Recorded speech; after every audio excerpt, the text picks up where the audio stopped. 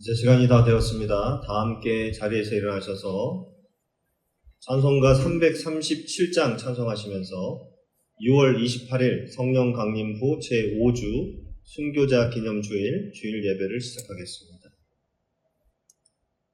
찬송가 337장입니다.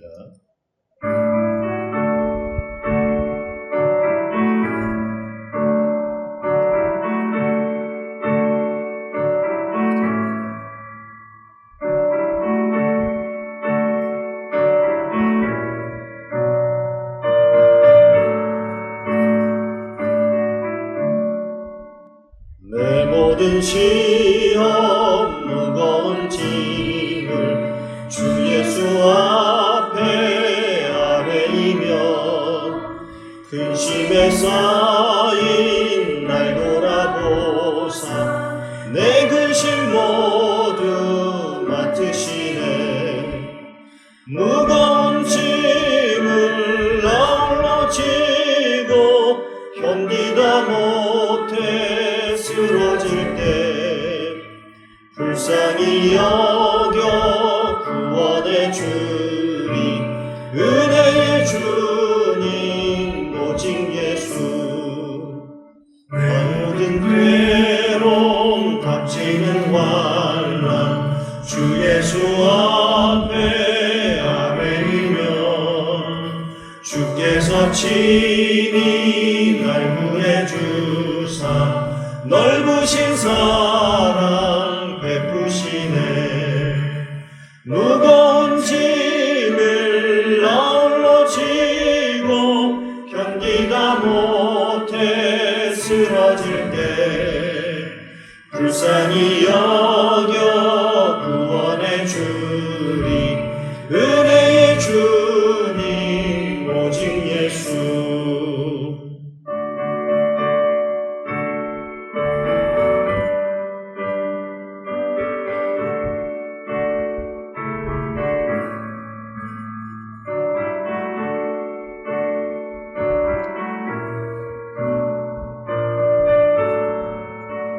내 짐이 점점 무거워질 때, 내 짐이 점점 무거워질 때 주 예수 앞에 아뢰이며 주께서 친히 날 구해 주사 내 대신 짐을 져주시네.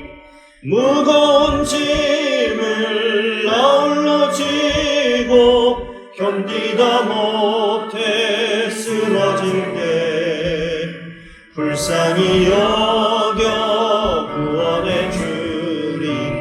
은혜의 주님 오직 예수.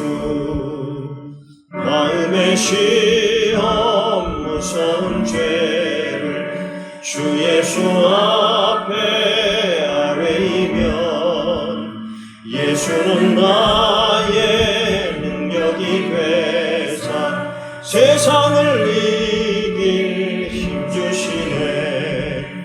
무거운 짐을 나홀로 지고 견디다 못해 쓰러질 때 불쌍히 여겨 구원해 주리. 은혜의 주님 오직 예수.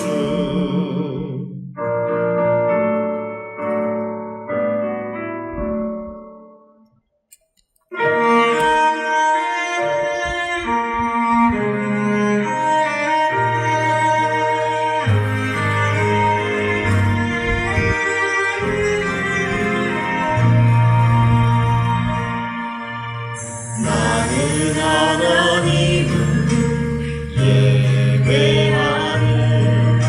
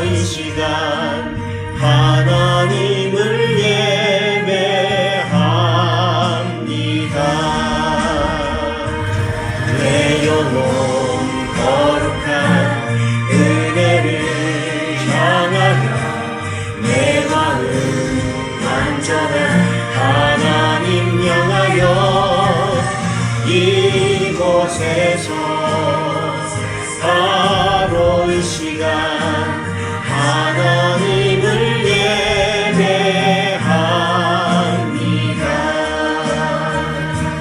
내 영혼 거룩한 은혜를 향하여 내 마음 완전한 하나님 향하여 이곳에서 바로 이 시간 하나님을 예배합니다.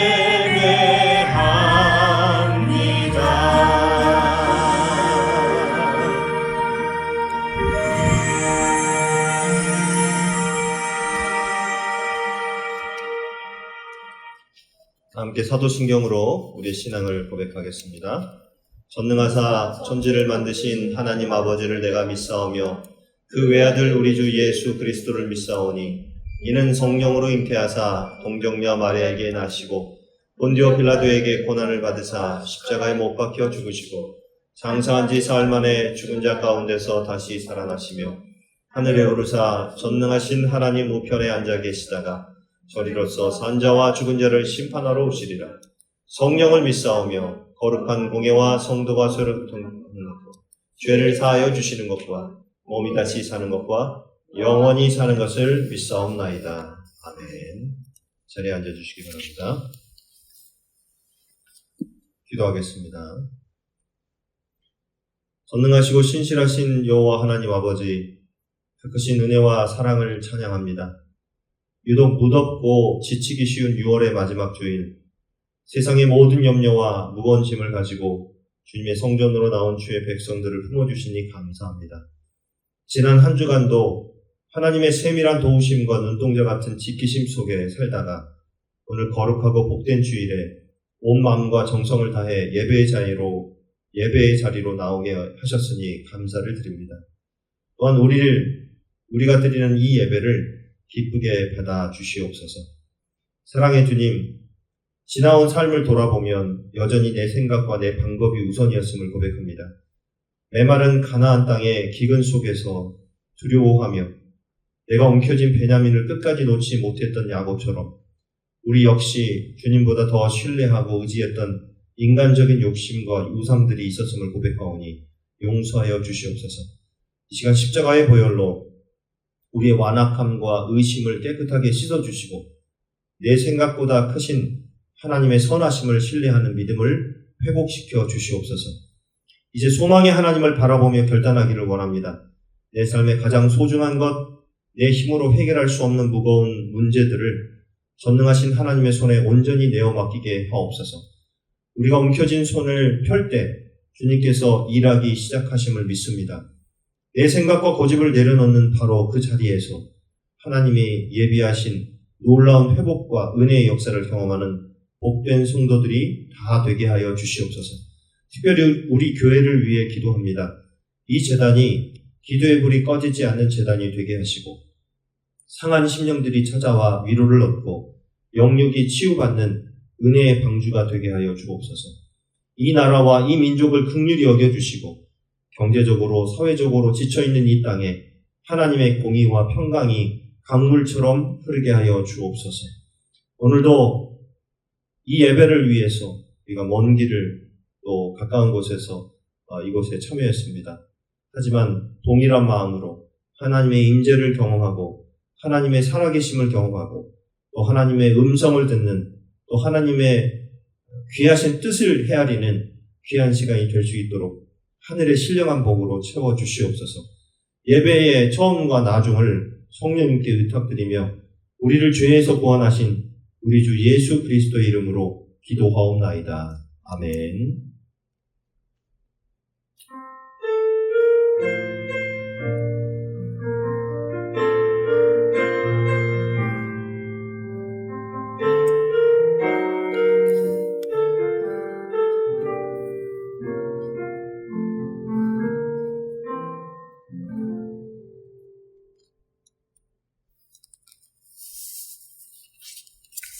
오늘은 성령 강림 후 제5주 순교자 기념 주일입니다. 우리가 이렇게 신앙을 지킬 수 있었던 것은 기독교 초기부터 신앙을 지키기 위해서 믿음을 지키기 위해서 목숨까지 내어놓았던 그런 순교자들의 유산이라고 생각합니다. 우리가 이렇게 1000년, 2000년, 또 이제 2000 몇백 년 동안 이렇게 기독교의 역사를 이어가는 동안에 그런 분들의 순교가 있었기 때문에 우리가 신앙을 지금 유지할 수 있고 자유로운 대한민국에서 우리가 이제 함께 예배할 수 있는 그런 자유가 있다는 것을 여러분 기억하시고 초대교회의 박해 시대뿐만 아니라 우리나라 이제 일제시대 그리고 6.25 때 여러 가지 참 많은 그 격변의 그 시기를 거쳐오면서 믿음을 지켜왔던 그 순교자들을 기억하면서 우리도 이 믿음을 잘 지켜서 우리의 다음 세대에 잘 전수해주는 그런 멋진 신앙의 선조들이 다 조상들이 되었으면 좋겠다 그런 마음으로 여러분 오늘 하루를 기억하시기 바랍니다. 오늘 우리에게 주시는 하나님의 말씀은 창세기 43장 1절부터 10절의 말씀입니다. 한 절씩 제가 먼저 읽고 교독하고 10절은 같이 읽도록 하겠습니다. 그 땅에 기근이 심하고 그들이 애굽에서 가져온 곡식을 다 먹으매 그 아버지가 그들에게 이르되 다시 가서 우리를 위하여 양식을 조금 사오라. 유다가 아버지에게 말하여 이르되 그 사람이 우리에게 엄히 경고하여 이르되 너희 아우가 너희와 함께 오지 아니하면 너희가 내 얼굴을 보지 못하리라 하였으니 아버지께서 우리 아우를 우리와 함께 보내시며 우리가 내려가서 아버지를 위하여 양식을 사려니와 아버지께서 만일 그를 보내지 아니하시면 우리는 내려가지 아니하리니 그 사람이 우리에게 말하기를 너희의 아우가 너희와 함께 오지 아니하면 너희가 내 얼굴을 보지 못하리라 하였음이니이다. 이스라엘이 이르되 너희가 어찌하여 너희에게 또 다른 아우가 있다고 그 사람에게 말하여 나를 괴롭게 하였느냐. 그들이 이르되 그 사람이 우리와 우리의 친족에 대하여 자세히 질문하여 이르기를 너희 아버지가 아직 살아 계시느냐 너희에게 아우가 있느냐 하기로 그 묻는 말에 따라 그에게 대답한 것이니 그가 너희의 아우를 데리고 내려오라 할 줄을 우리가 어찌 알았으리이까. 유다가 그의 아버지 이스라엘에게 이르되 저 아이를 나와 함께 보내시면 우리가 곧 가리니 그러면 우리와 아버지와 우리 어린 아이들이 다 살고 죽지 아니하리이다. 내가 그를 위하여 담보가 되오리니 아버지께서 내 손에서 그를 찾으소서. 내가 만일 그를 아버지께 데려다가 아버지 앞에 두지 아니하면 내가 영원히 죄를 지리이다. 우리가 지체하지 아니하였더라면 벌써 2번 갔다 왔으리이다. 아멘. 자, 오늘은 창세기 강의 47번째 시간으로 창세기 43장 1절에서 10절을 본문으로 전체를 이제 조금 한 중간 정도까지 보겠거든요. 그래서 가장 소중한 것을 내려놓을 때라는 제목으로 하나님의 말씀을 증거하겠습니다. 오늘 본문 1절은 이렇게 시작합니다. 그 땅에 기근이 심하고 라고 되어 있죠. 원문에는 이제 원문 표현으로는 기근이 무거웠다 이런 식으로 표현을 하고 있어요. 그러니까 무겁다라고 하는 것은 사람들이 견딜 수 없을 정도로 기근이 심했다 그런 표현이죠. 어쨌든 지긋지긋한 그 기근이 7년 흉년 다음에 그 다음에 흉년이 이제 찾아오는데 그 기근, 흉년에 찾아온 그 기근을 이야기한다는 것입니다. 너무 심한 기근이 찾아왔다는 것이죠. 그리고 2절에 보면은 그들이 애굽에서 가져온 곡식을 다 먹음에 라고 되어 있어요. 지난 시간에 우리가 살펴봤을 때 이제 10명의 요셉의 형들이 애굽에 가서 어쨌든 사정은 있었지만 양식을 구해옵니다. 가서 어디 막내 아우를 데려와라. 요셉이 모르는 체 하고 막내 그 베냐민을 데려오라고 그 형제들을 보낸 거죠. 이제 9명, 한 명은 거기 잡혀 있고 9명을 보내서 가서 데려와라. 그러면 너희가 다 살겠다. 다시 데려와서 이제 하면은 여기 감옥에 갇혀 있는 아들까지 그 형제까지 다 같이 살겠다. 이렇게 이야기를 한 상태였습니다. 그래서 이제 그때 좀 얻어 갖고 간 거기에서 이제 애굽에서 가져간 그 음식, 그 양식을 지금 이제 다 먹었다는 거예요. 다 먹었다는 거예요. 그런데 그 양식이 이제 떨어져 가는 상황 속에서 창고가 있다 그러면 창고에다가 그 양식을 갖다 놨을 거 아니에요? 근데 점점 줄어드는 거예요. 근데 줄어드는 상황 속에서 그 아들들이 애굽으로 다시 갈 생각을 안 하는 거예요. 안 하고 있어요. 그런데 여러분 생각해 보십시오. 다시 음식을 구하러 애굽에 가는 것이 몸이 힘들어서 그랬을까요? 너무 먼 거리라서 피곤하니까 가다가 죽을지도 모르니까 그게 아니었습니다. 이제 이 어떤 마음의 상태, 어쨌든 지난번에 갔을 때 정탐꾼으로 스파이로 몰렸잖아요. 그래서 또다시 스파이로 몰릴 수 있는 그런 상황이었을 것이고, 그리고 그 애굽의 총리를 믿게 하려면 어떻게 해야 돼요? 그들이 스파이가 아니라는 걸 증명하기 위해서 베냐민을 데려가요. 베냐민. 그러니까 베냐민을 데려가지 않으면 어떤 상황입니까? 자기네들이 스파이라는 걸 인정하는 겁니다. 자기네들이 간첩이라고 하는 것을 인정하는 것이고, 그렇게 했다가는 양식은커녕 다시 돌아올 수도 없는 상황이죠. 그러니까 베냐민을 내어주지 않으면, 베냐민을 데리고 가지 않으면 그 9 형제들이 움직일 수가 없는 거예요. 그래서 지금 굉장히 어려운 상황에 놓여 있는 상황입니다. 근데 문제는 뭐냐면 정말 중요한 문제입니다. 아버지 야곱이 베냐민을 안 놔주는 거예요. 그게 문제입니다.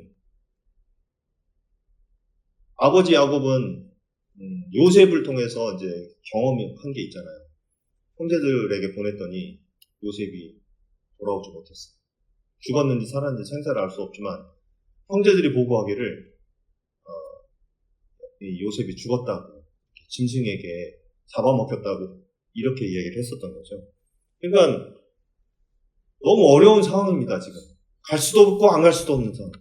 그렇다고 베냐민을 놓고 갈 수도 없고 데려갈 수도 없는, 아버지 때문에 데려가면 또 아버지가 또 막 난리가 날 것 같고 그런 상황이죠. 이렇게 머뭇거리고 있는 상황에서 이제 그 아버지가 하는 말을 보십시오. 그 아버지가 그들에게 이르되 다시 가서 우리를 위하여 양식을 조금 사오라. 이렇게 하고, 나 지금 답답해 죽겠다. 지금 양식이 다 떨어져 가는데 너희들 왜 이렇게 머뭇거리고 있느냐. 애굽 가서 다시 좀 양식을 받아와라. 이렇게 재촉을 하고 있었던 것입니다. 이런 상황에서 좀 나서기 좋아하는 사람 있죠. 첫째 아들 르우벤이 예전에는 아버지 그게 아니에요 막 이렇게 나서서 대변도 하고 설득을 시키려고 했는데 르우벤이 나서지 않습니다. 르우벤은 항상 말만 앞서는 사람이에요. 말만 앞서는 사람. 실제로는 행동으로 옮기지 않습니다. 그리고 또 어때요? 암탄만 해요. 자꾸. 내 탓이 아니라고. 내가 그런 게 아니라 나는 말렸는데 동생들이 그렇게 했다고 이런 식으로 이야기를 하는 걸 알 수가 있어요. 42장, 지난 시간에 살펴봤던 42장 37절에 보면 르우벤이 그의 아버지에게 베냐민을 데리고 가야 됩니다라고 이제 이렇게 이야기하면서 뭐라고 이야기했냐면, 르우벤이 그의 아버지에게 말하여 이르되 내가 그를 아버지께로 데리고 오지 아니하거든 내 2 아들을 죽이소서. 그를 내 손에 맡기소서. 내가 그를 아버지께로 데리고 돌아오리이다. 베냐민을 안 준다고 하니까 르우벤이 하는 말이, 베냐민을 내가 데리고 갔다 오겠습니다. 만일에 데리고 오지 않으면 어떻게 한다고요? 내 2 아들을 죽이세요. 라고까지 이야기했었습니다. 근데 이제 그 바로 다음에 야곱이 하는 말. 야곱이 이르되 내 아들은 너희와 함께 내려가지 못하리니 그의 형은 죽고 그만 남았으니라. 만일 너희가 가는 길에서 재난이 그에게 미치면 너희가 내 흰 머리를 슬퍼하며 수월로 내려가게 함이 되리라. 이렇게 이야기를 했어요. 야곱에게 있어서는 다른 자식들이 보이지 않는 거예요. 다른 아들들이 보이지 않습니다. 라헬의 자식만 그냥 자식으로 인정하는 이 야곱의 좀 편애, 이런 게 좀 다시 보이게 됩니다. 그래서 그 베냐민을 놔줄 수가 없는 거예요. 보낼 수가 없는 거예요. 베냐민 죽으면 나도 죽겠다. 이런 뜻이죠. 사실 뒤에 부분은 너희가 가는 길에서 재난이 그에게 미치면 너희가 내 흰머리를 슬퍼하며 수올로 내려가게 함이 되리라. 수올이 이제 지옥 뭐 이런 거거든요. 그러니까 지옥 구덩이, 불구덩이 뭐 이런 내용이죠. 그러니까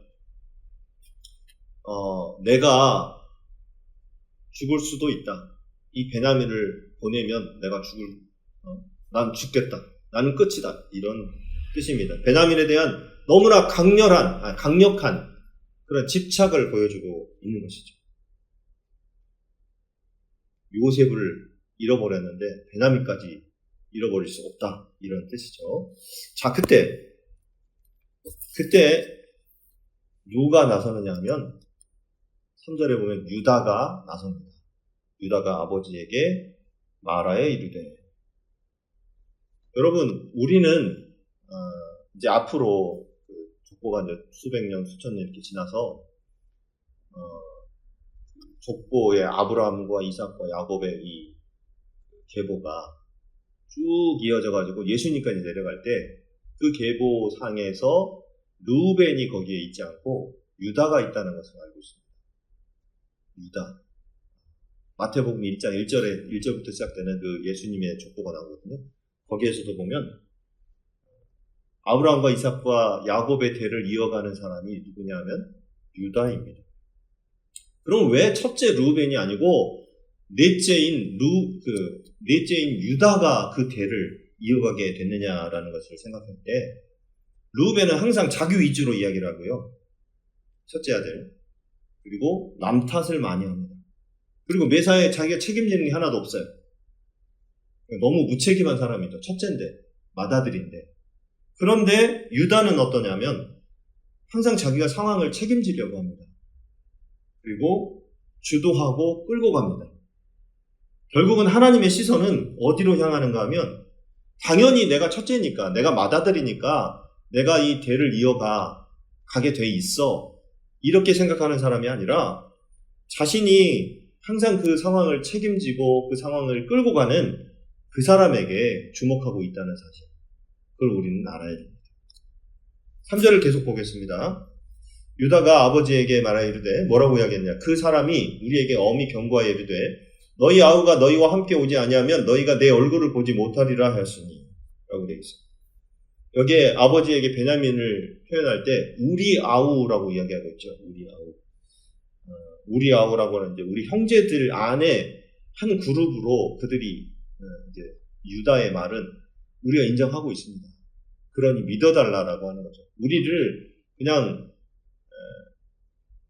불신하는 거 압니다. 어떤 일이 예전에 요셉을 통해서 있었다는 것을 요셉이 없어진 거에 대한 책임이 우리에게 있다는 걸 아는데 우리를 믿어주십시오. 우리 아우 베냐민을 반드시 책임지겠습니다. 그렇게 이야기를 합니다. 그러면서 이제 아버지를 인정시켰던 거죠. 그리고 가서 양식을 구해오겠습니다. 양식을 사오겠습니다. 이렇게 이야기를 했습니다.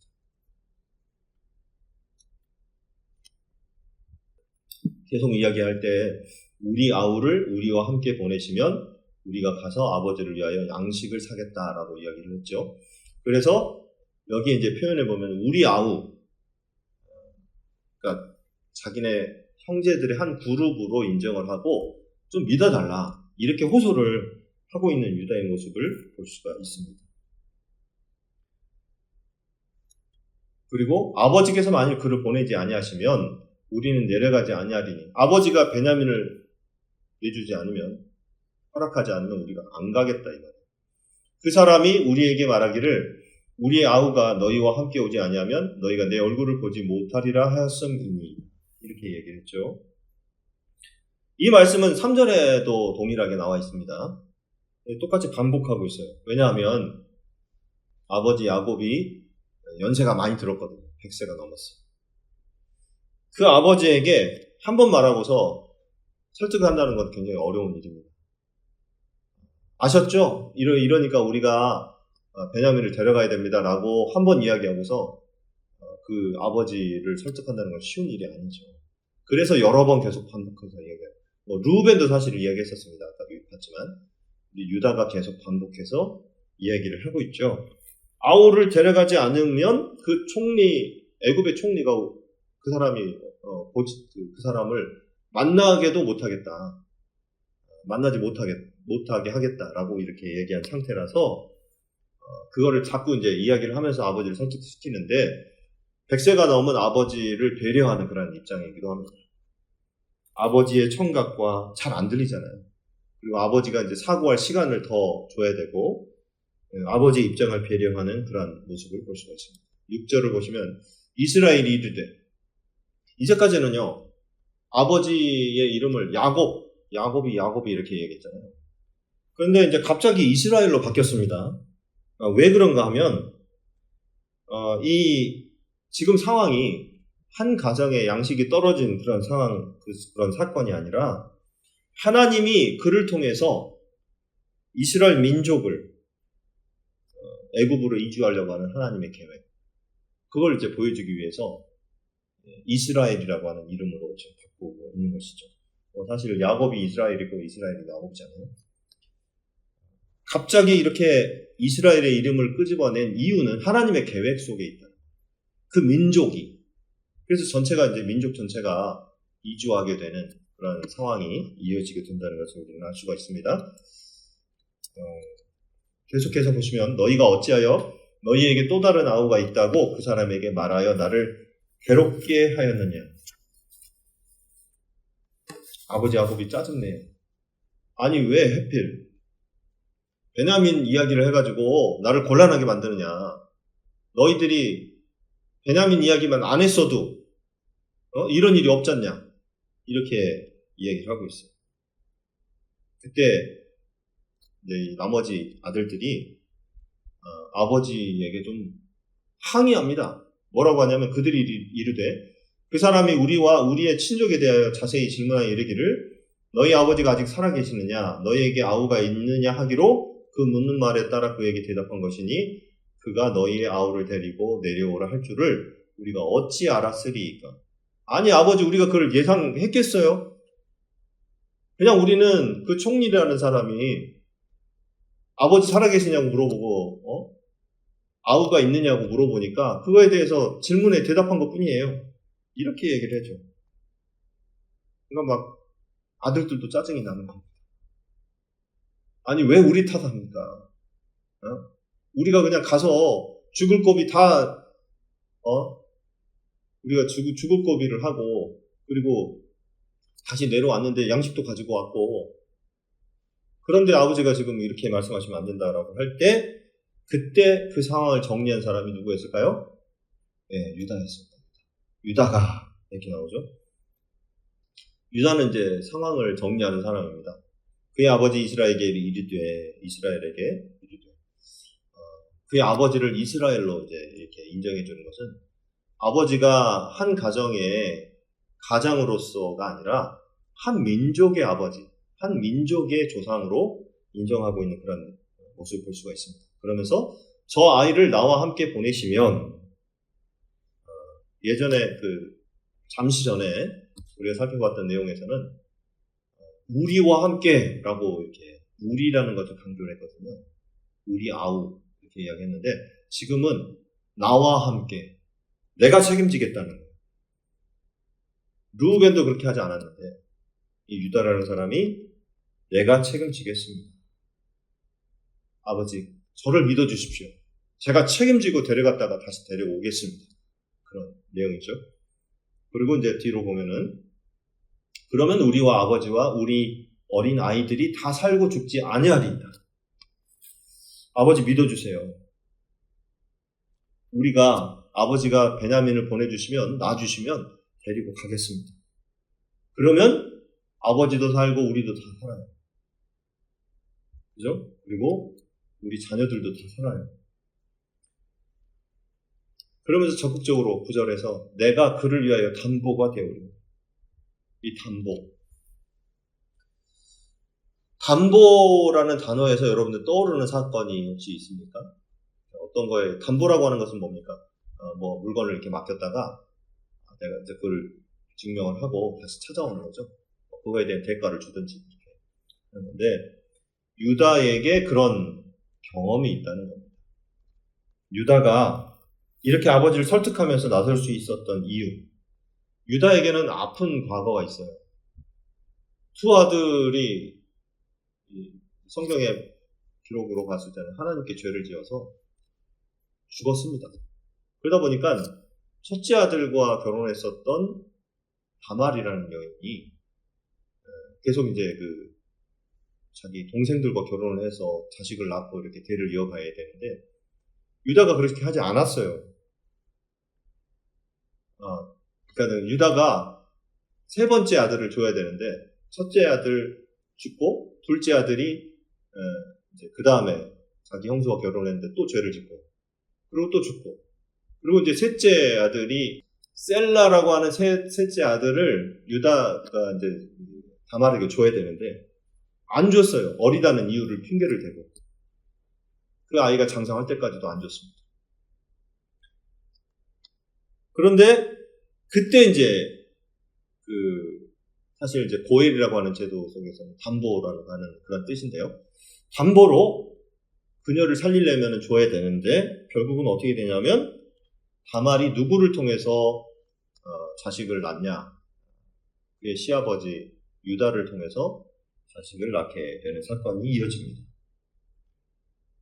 그래서 지금 창세기 38장의 그 사건을 하나님이 하신 일로 유다가 인정하면서 담보라고 하는 단어를 지금 쓰고 있는 거죠. 그때 이제 자기 지팡이, 목걸이 뭐 이런 거 줘가지고 자기 다말 며느리가 임신을 했다는 소식을 듣고서 어떻게 합니까? 저 여자를 빨리 불에 태워 죽여라. 저렇게 부정한 그런 여인을 우리가 데리고 있을 수가 없다. 인정할 수 없다. 그래가지고 불로 태워 죽이려고 했다가 어떻게 됩니까? 다말이라는 여인이 이 아버지, 이 뱃속의 아이의 아버지가 누구냐? 이걸 준 사람입니다. 자기 유다를, 시아버지를 이야기하니까 시아버지가 아이고, 그래, 네가 나보다 똑똑하구나, 참 현명하구나, 이렇게 이야기를 하면서 그걸 받아줍니다. 자, 아무튼 그런 사건 우리가 이미 살펴봤던 내용이니까 여러분 기억하시기 바라고요.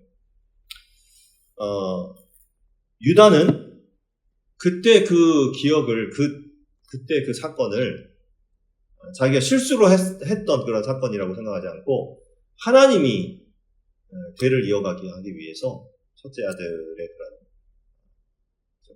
죽음에 대해서 책임지고 또 자기가 저질렀던 실수를 하나님의 계획으로 받아들이는 그런 이야기입니다. 그래서 그걸 알기 때문에 사실은 그런 이야기를 할 수가 있었어요. 담보라고 하는 단어를 쓸 수가 있었고, 아버지를 설득시키는, 아버지 제가 그걸 겪어봤잖아요.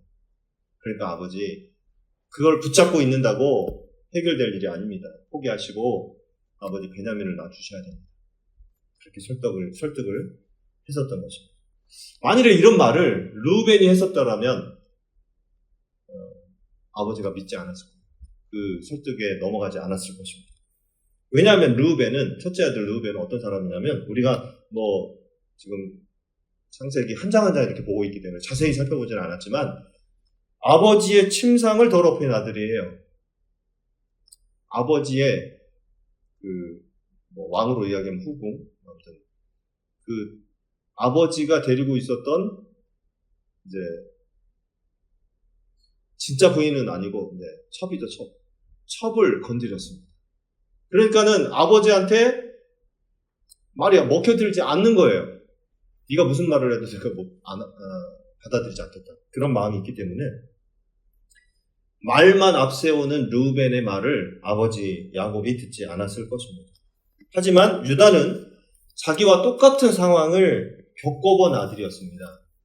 자기 아들을 잃은 적이 있었고, 그것도 2번이나, 그리고 아들을 잃을까봐 전전긍긍하는 그런 마음, 셀라를 통해서 그런 걸 다 아버지가 보고 또 알기 때문에 그 말에 아버지가 수긍하고 있는 겁니다.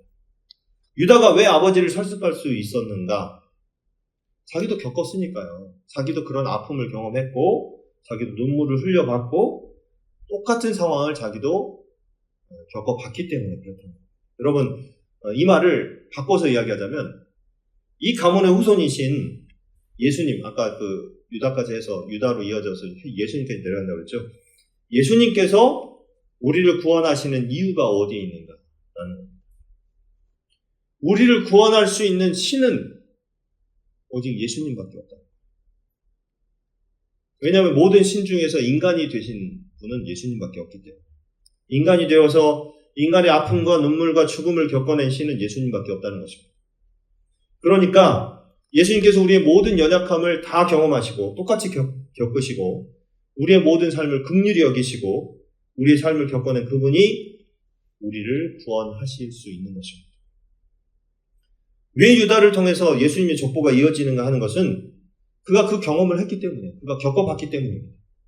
그러면서 10절에 계속 이어서 이야기합니다. 우리가 지체하지 아니하였더라면 벌써 2번 갔다 왔으리. 이게 좀 재미있는 표현인데요. 충청도 사투리 뭐 이런 거 하면은 진작에 2번은 된 게 왔을 겁니다. 뭐 이런 뜻입니다. 그러니까 말을 좀 빙빙 돌려서 이야기를 했지만 직접적으로 지금 이야기하는 거예요. 아버지 이렇게 지금 지체하고 있을 때가 아닙니다. 아버지가 이렇게 지체하고 있을 동안에 우리가 2번이나 왔다 갔다 했을 겁니다. 이렇게 이야기를 하는 거죠. 너무 답답하다.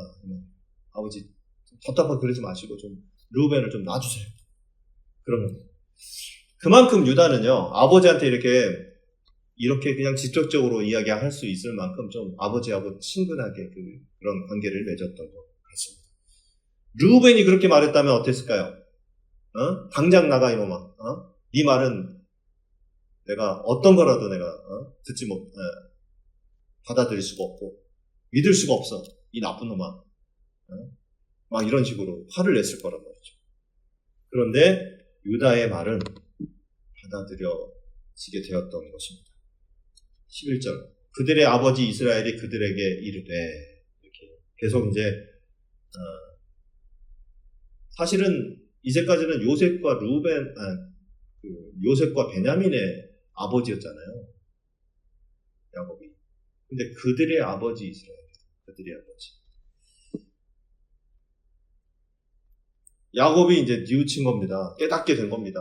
내가 요셉과 베냐민만의 아버지가 아니구나. 나머지 10명의 자식들, 10명의 아들들의 아버지도 되는구나라는 것을 깨닫게 된 거죠. 그래서 미안한 마음으로 이야기를 한 겁니다. 계속 보면은 그러할진대 이렇게 하라, 이렇게 하라고 이야기합니다. 너희는 이 땅의 아름다운 소산을 그릇에 담아가지고 내려가서 그 사람에게 예물로 드릴지니 곧 유향 조금과 꿀 조금과 향품과 몰약과 유향나무 열매와 감복수나 이니라, 이렇게 이야기를 하고 있습니다. 여러분, 근데 좀 상황이 이 내용을 읽으면서 여러분들이 좀 이해하기 어려운 부분이 있습니다. 뭐냐? 지금 가나안 땅에 기근이 엄청 심하게 들었다고 이야기하고 있죠. 엄청 심하게 들었어요. 먹을 게 없어졌습니다. 지금 계속 떨어지고 있는데 바닥이 날 정도예요. 그러면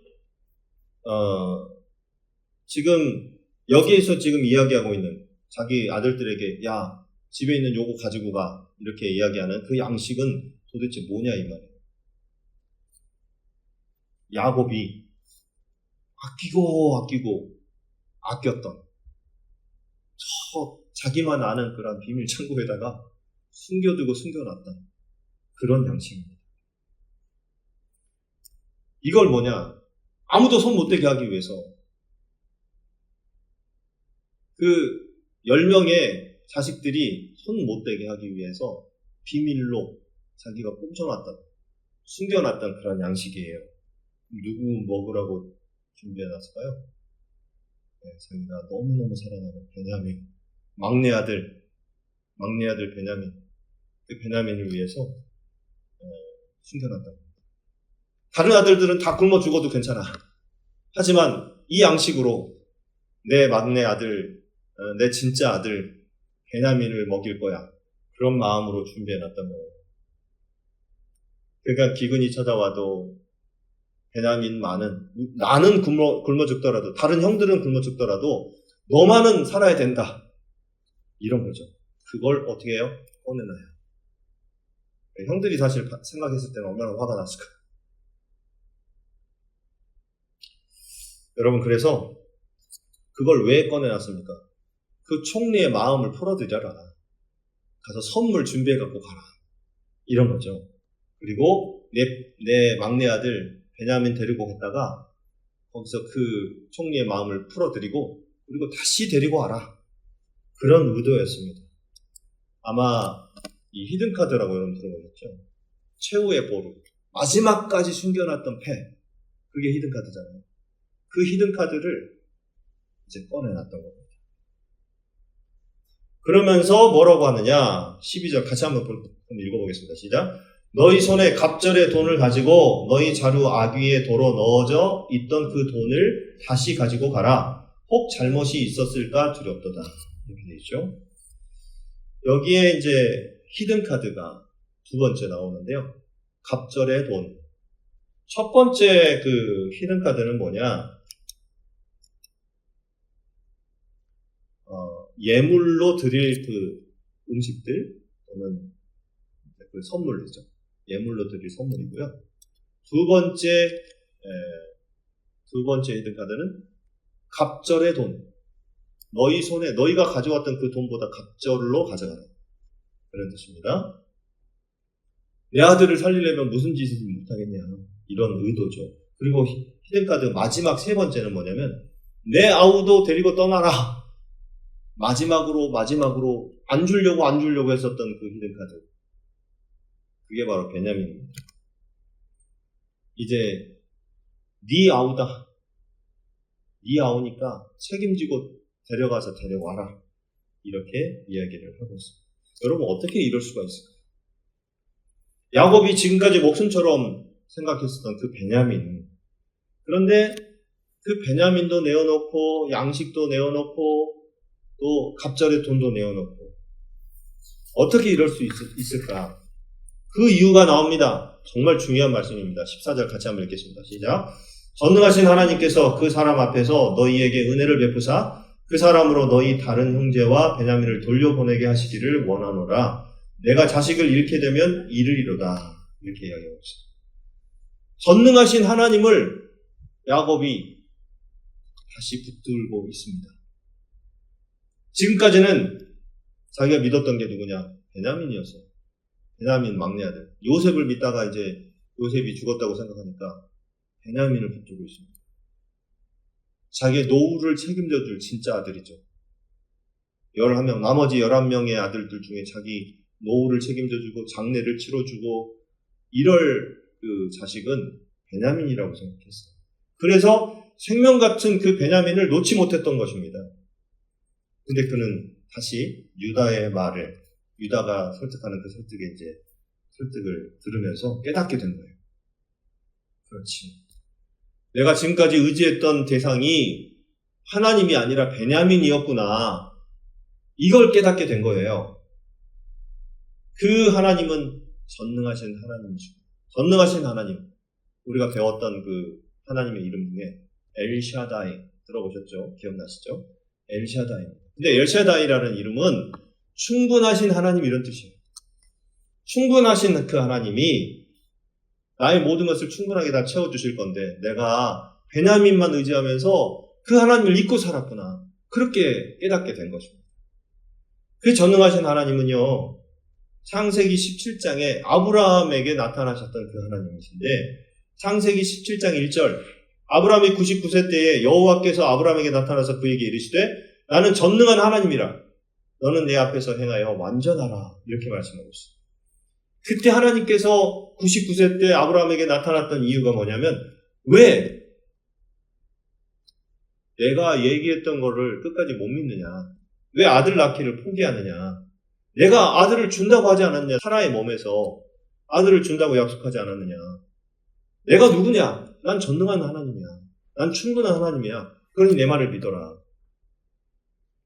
이렇게 이야기를 한 거죠. 그때 그 하나님은 아브라함의 하나님. 그리고 또 두 번째로 이 전능한 하나님이 이삭이 야곱을 바단 아람으로 그 먼 길을 보내면서 했던 말 중에 있습니다. 창세기 28장 3절 전능하신 하나님이 내게 복을 주시어 내가 생육하고 번성하게 하여 내가 여러 족속을 이루게 하시고 됐죠. 그 하나님, 이삭의 하나님, 이삭에게 나타나셨던 그 하나님. 그리고 또 한 번 또 나오는데 야곱이 이제 파단 아람에서 가나안 땅으로 돌아왔는데 자기 하나밖에 없는 딸 디나가 봉변을 당하고 그 지방 사람들과 적이 돼서 이제 뭐 민족 대 민족으로 전쟁을 치르게 될 그런 위기에 처했을 때 하나님께서 창세기 35장에 말씀하고 계십니다. 35장 11절 하나님이 그에게 이르시되 나는 전능한 하나님이라 생육하며 번성하라. 한 백성과 백성들의 총회가 내게서 나오고 왕들이 내 허리에서 나오리라. 이렇게 말씀하고 있습니다. 전능하신 하나님이 너는 죽지 않을 것이고 너는 살아남을 거야.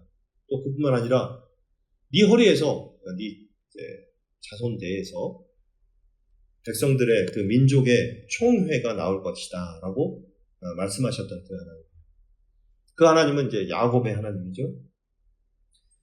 그러니까 오늘 본문 43장 14절에 야곱이 고백하는 전능하신 하나님은 누구냐 하면 바로 아브라함의 하나님, 이삭의 하나님, 야곱의 하나님.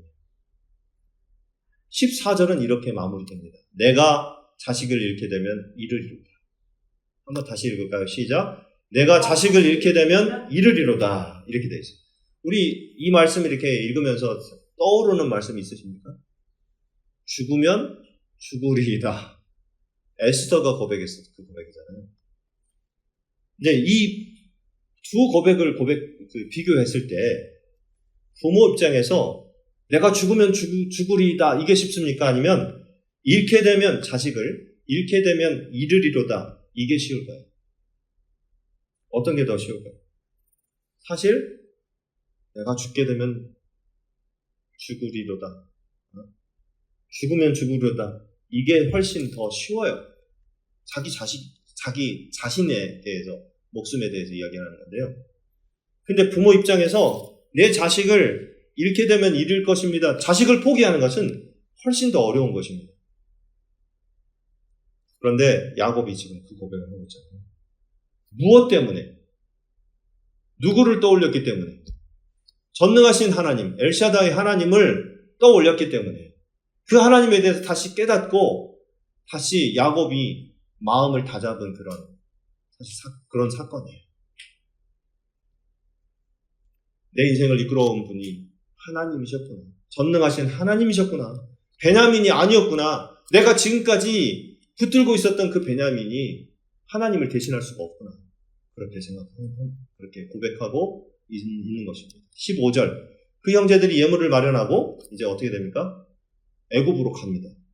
갑절에 예물을 마련했죠. 갑절에 돈을 자기들의 손에 가지고 베냐민 데리고 야곱이 끝까지 움켜쥐고 안 놓으려고 했었던 그 히든카드를 다 가지고 애굽에 내려가서 요셉 앞에 선이라 이렇게 이야기하고 있습니다. 그 모든 것을 다 포기했을 때 어떻게 됩니까?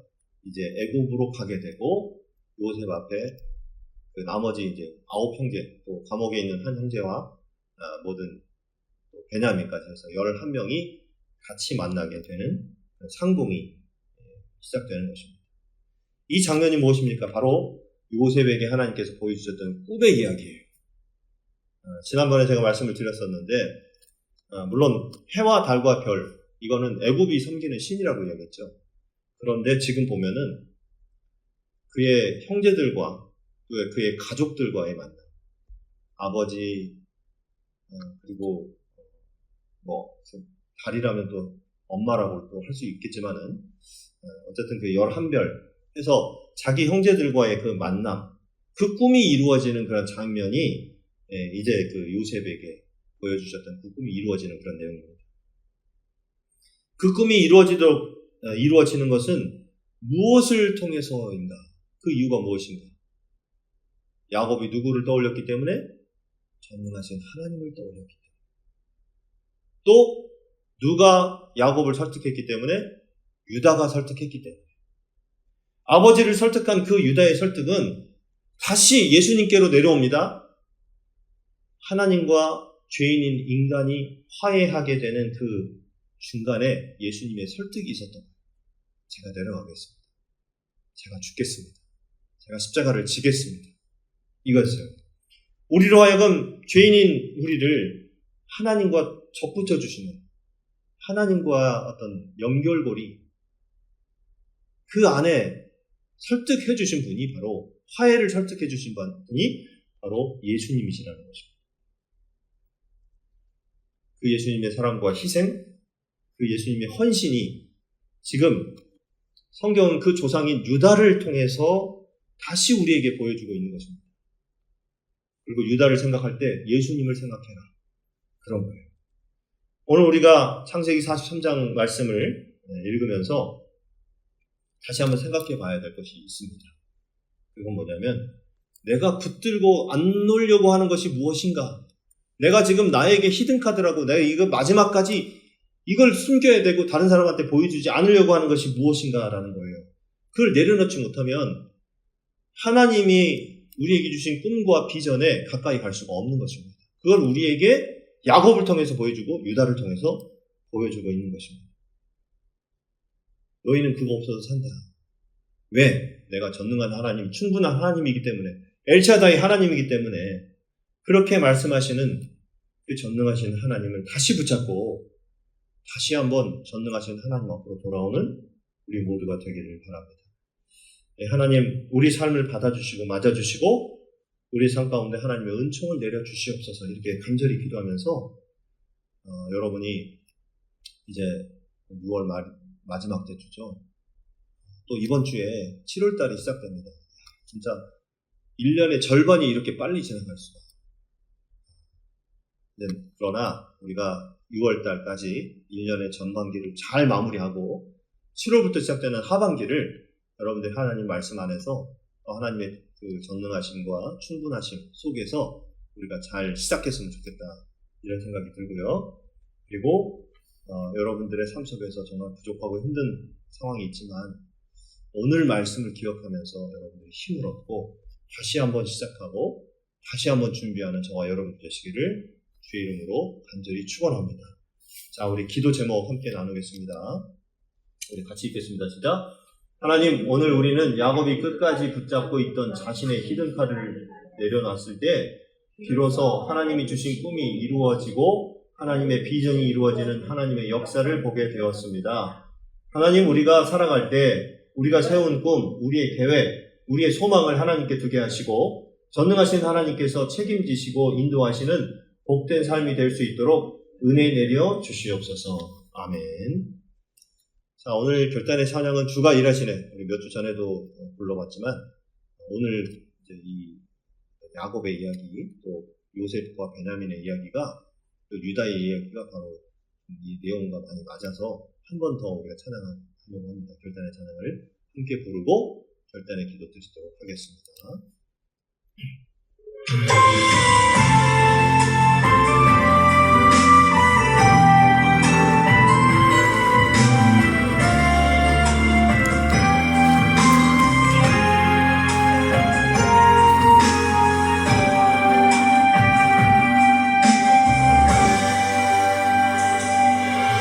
난 처음으로 갈 때, 빈들에서 걸을 때, 그때가 하나님의 때,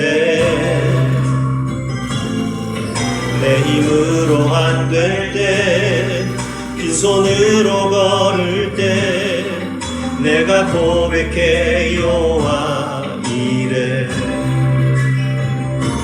주가 일하시네, 주가 일하시네. 주께 아끼지 않는 자에게 주가 일하시네, 주가 일하시네. 신뢰하며 걷는 자에게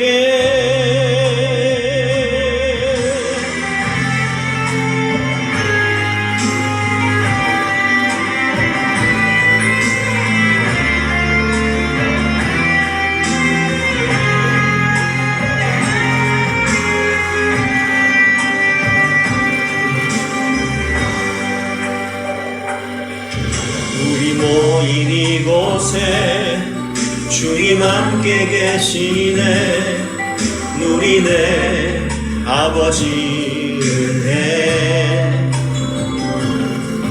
적은 떡과 물고기 내 모든 걸 드릴 때 모두 고백해 여호와 이래.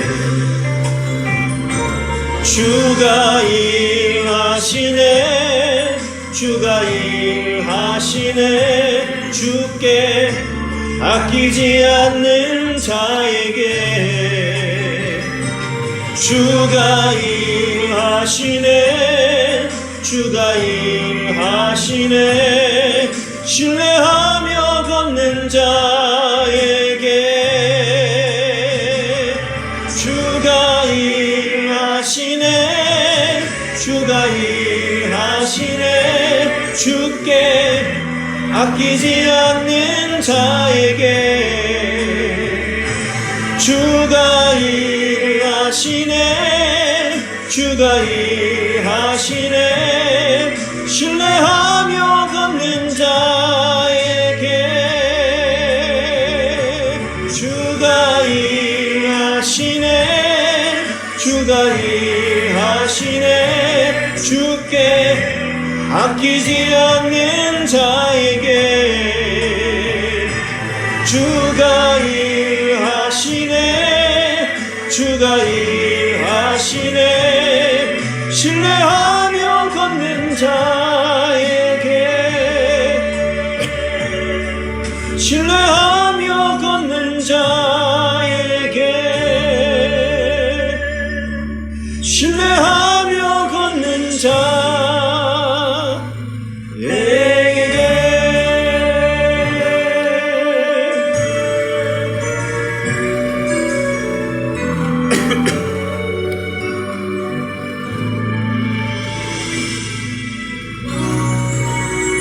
오늘 말씀을 생각하면서 우리 다 함께 결단의 기도를 드리겠습니다. 기도하겠습니다.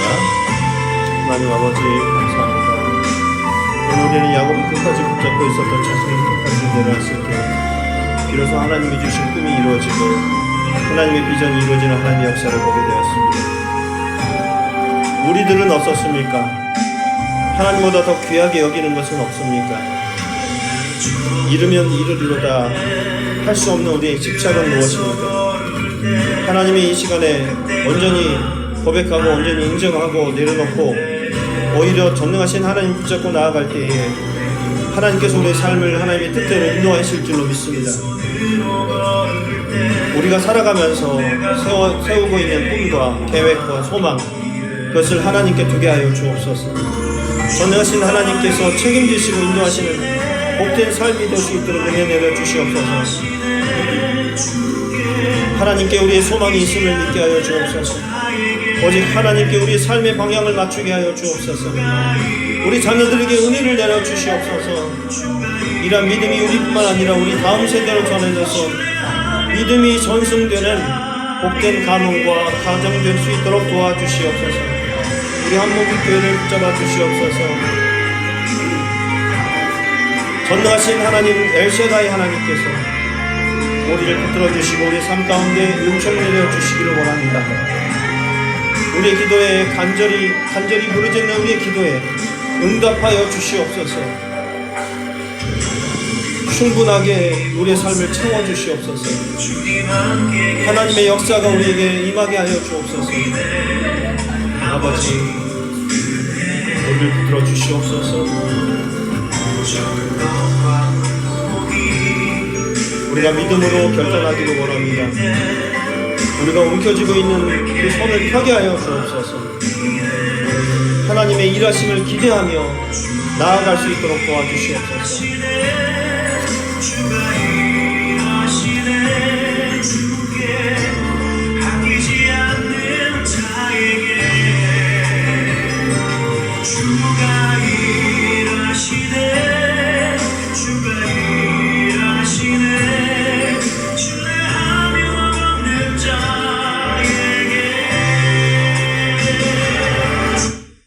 예수님의 이름으로 기도하옵나이다.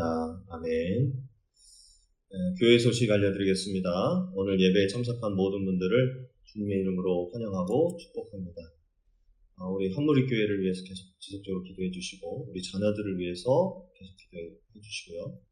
한재 사모님 건강 회복을 위해서 사역을 위해서 기도해 주시고 윤선희 집사님, 고옥승 집사님, 김수원 성도님, 재영이 성원이를 위해서 기도해 주시기 바랍니다.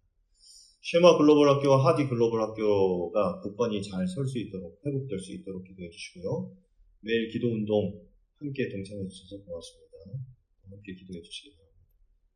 또 우리 전남 미랄 선교회, 또 여수 동백 사랑교회 성상봉 목사님과 가족들 교회를 위해서 사역을 위해서 기도해 주시고요. 또 레바논 선교사 송주영 목사님과 가족들 건강과 사역을 위해서 기도해 주시기 바랍니다. 우리 다 함께 자리에서 일어나셔서 교제 그리고 공헌하는 시간을 갖도록 하겠습니다. 오늘은 이렇게 인사하십시다. 이번 한 주간도 내 손을 펼 때 주님이 일하심을 믿고 살아가시기 바랍니다. 시작. 내 손을 펼 때 주님이 일하심을 믿으며 살아가시기 바랍니다. 아멘. 우리 찬양 부르고 공헌 기도 그리고 축도로 예배를 마치겠습니다.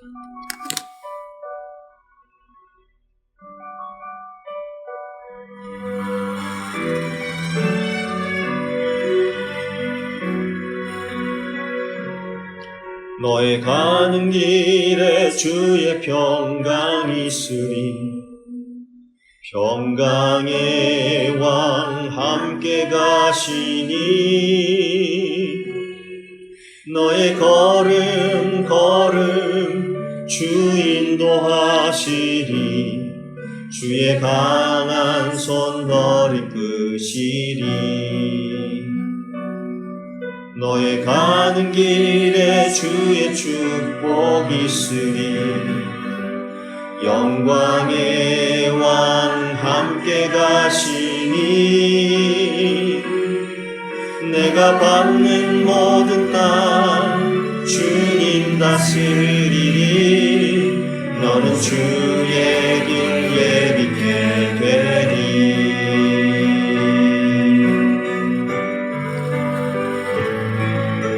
주님 나라 위하여 길 떠나는 나의 형제여 주께서 가라시니 너는 가라 주의 이름으로 거칠은 광야 위에 꽃은 피어나고 세상은 내 안에서 주님의 영광 보리라 강하고 담대하라 세상 이기신 주를 함께 너와 동행하시며 내게 새 힘을 주시리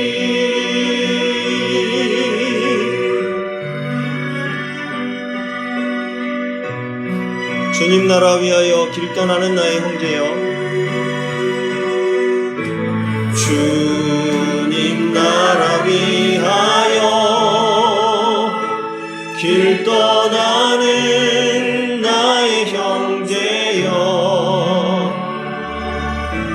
주께서 가라시니 너는 가라 주의 이름으로 거칠은 광야 위에 꽃은 피어나고 세상은 내 안에서 주님의 영광 보리라 강하고 담대하라 세상 이기신 주를 함께 너와 동행하시며 내게 새 힘을 주시리